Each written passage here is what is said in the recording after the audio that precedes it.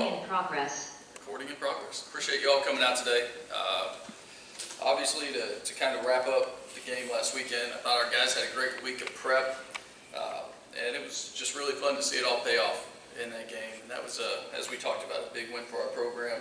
I thought there was a lot of bright spots in every phase of the game for us, offense, defense, and special teams, but I thought defense was extremely dominant. Like, I look back at the statistical sheet, I see like what we were able to do in terms of covering them down the field, staying on top of routes, the pressure we put on the quarterback to get 7 hits and a sack, the PBUs down the field as I talked about, and interceptions. And the biggest thing was communicating all their shifts and motions, doing a great job with our eyes and stopping the run. And that was really the story of the game. Aside from 2 runs, I thought we did an exceptional job all game long. Offensively, we played really hard. We played hard in the first half too, and we played well in the second, which was great. And it ended up being a pretty good statistical day as well, converting 60% of our third downs and going 6 for 6 for the second straight game in the red zone. So really proud of that.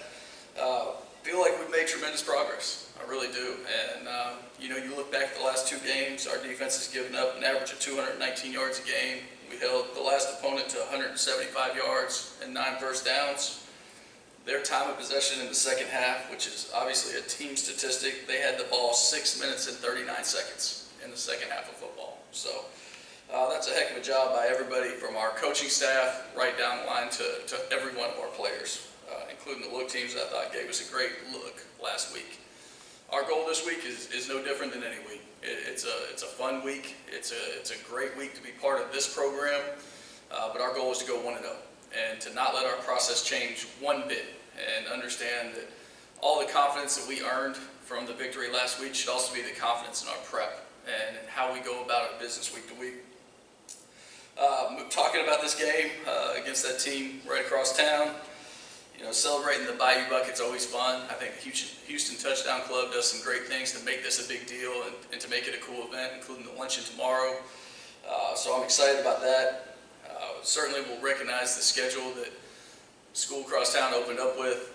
Not an easy schedule to start with, and we know they're a very good team. We know how talented they are, and we know it's going to take an extremely good, clean effort by our team to bring that bucket back to Main Street, and that is no doubt our goal. One other thing about this weekend is we will be wearing the Coach for Cure patches on our sleeves as coaches and representing Duchenne muscular dystrophy and all the research that the AFCA can help with in terms of that for the Coaches for the Cure. So at this time, I'll open it up for any questions. You'll probably be pretty motivated coming after a loss. How do you prep for that? No different. Like, it's going to be about the Rice House. It's going to be about us. Like, what they do across town is what they do, and I don't know if it matters after a win or a loss. I think right now our team's very motivated, and we are coming off a loss. You know, we're very excited about football, and we're ready to get to work.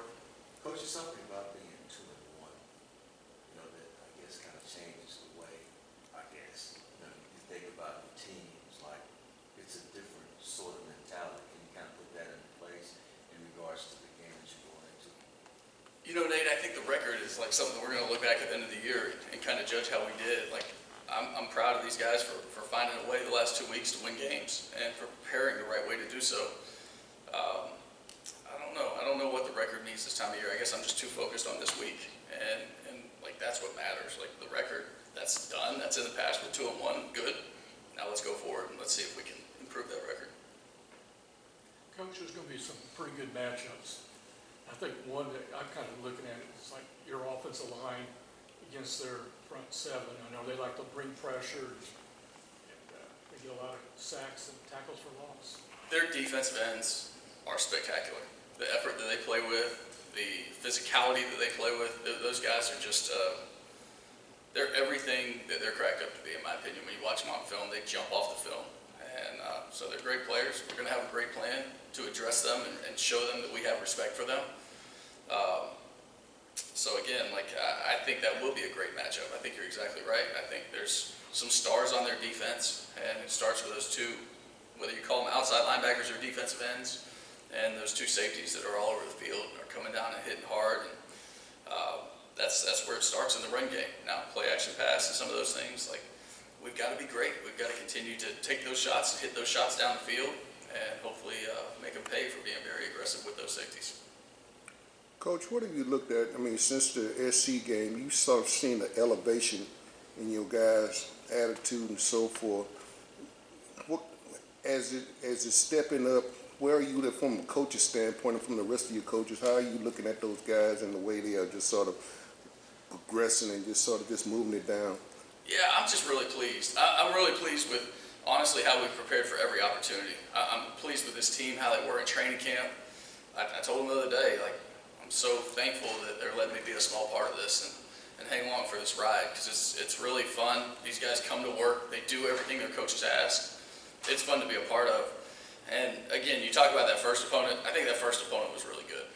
And, I don't think we gave them our best shot. That's on us. But thank goodness the last 2 weeks we figured out how to play pretty well.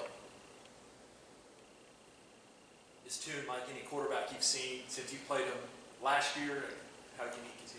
I'll tell you, I think Clayton Tune's, he is as hard to deal with as maybe anybody we played, except for that guy in that first game, right? Like, Clayton Tune's spectacular as well.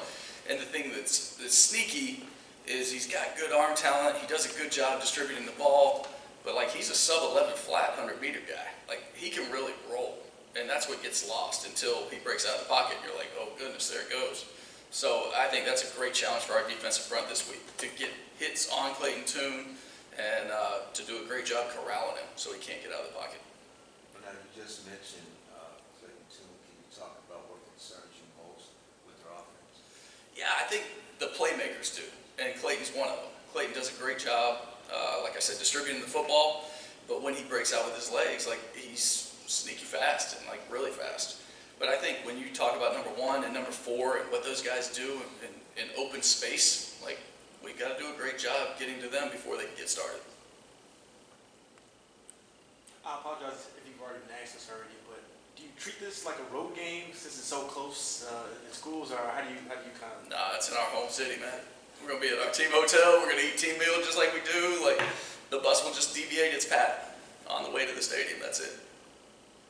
It's really cool. Like, that's what the shortest distance between 2 FBS universities to get a chance to play.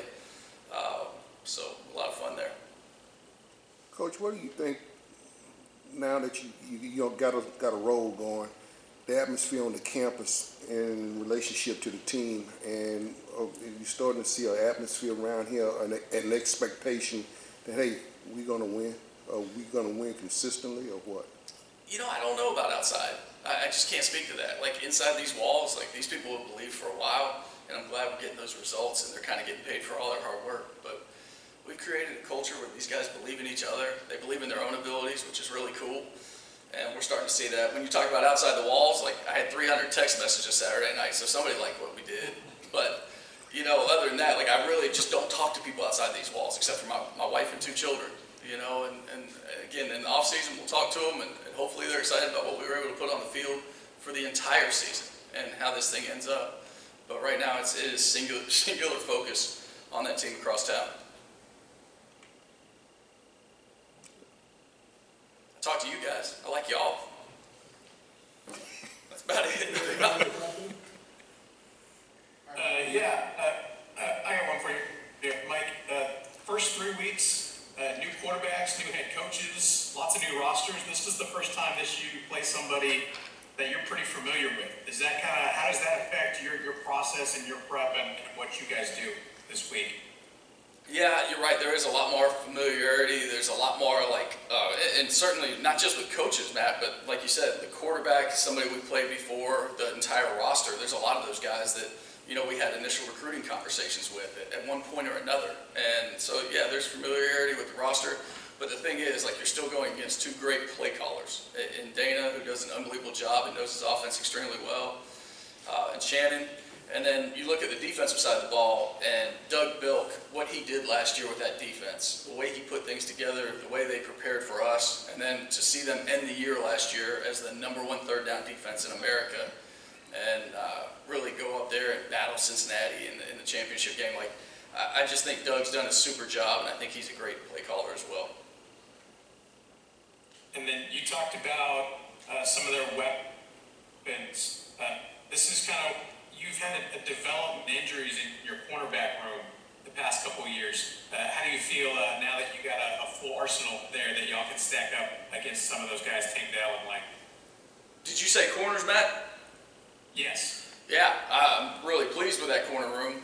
I'm pleased that, but we haven't been playing a whole room full of them now. We've been playing two dudes. It's been Sean Fresh and Jordan Dunbar, and they've done an exceptional job staying on top of their receivers, creating PBUs. And then in a spell situation, I think Lamont Narcisse played 13 plays last game. So it's not like we're playing a whole lot of people. But you're right, there is depth, and there's really good depth. When you talk about Lamont, you talk about JoJo, it's really fun. And as you know, I feel that way about a lot of our rooms across the board on our team. The depth is a real difference, and you see it every day in practice. So yeah, absolutely. That's encouraging to go into this game. I'll never forget the 2018 game. And I can't remember exactly what the score was going into the fourth quarter. Maybe it was 24-7. And you felt like we were in a good place. And we had one corner go down with cramps, and then another one go down, got banged up. And we were playing some dudes at corner, like some walk-ons at corner against those dynamic guys over across town. And that was tough. That was a tough feeling. So yeah, it's a lot better to have two corners that I think are playing at a really high level, and then some behind them that I would have no concern about them going in a game. On top of having the motions of the in-city rivalry, you're also getting a pissed off U of H team. We saw that they were fighting amongst each other on the sidelines. What message do you kind of share with your guys? I'm sure you guys don't have to fire them up too much, but what message do you share with them heading into a game like that? Yeah, right now it's all process driven. It is really like, guys, like we performed well Saturday because of the way we prepared, and that's what we got to do again. Football's a very passionate game. We're passionate people too. We have our family mix-ups, if you will, brotherly love, where some fights happen and stuff like that too. Thank goodness it's contained to the practice field right now. Yeah, it better stay that way. But I'm sure they'll get all their in-house issues ready, and we're just going to worry about our team going forward. Coach, I want to ask you this, probably the last question. What does this game mean to you? It's the next one on our schedule. It will always be a big deal for recruiting. I don't want to go away from that fact. We recruit a lot of our team from Texas and in the city itself, the city of Houston. And so anytime you can win an in-season or an in-city rivalry or any in-state game, it helps.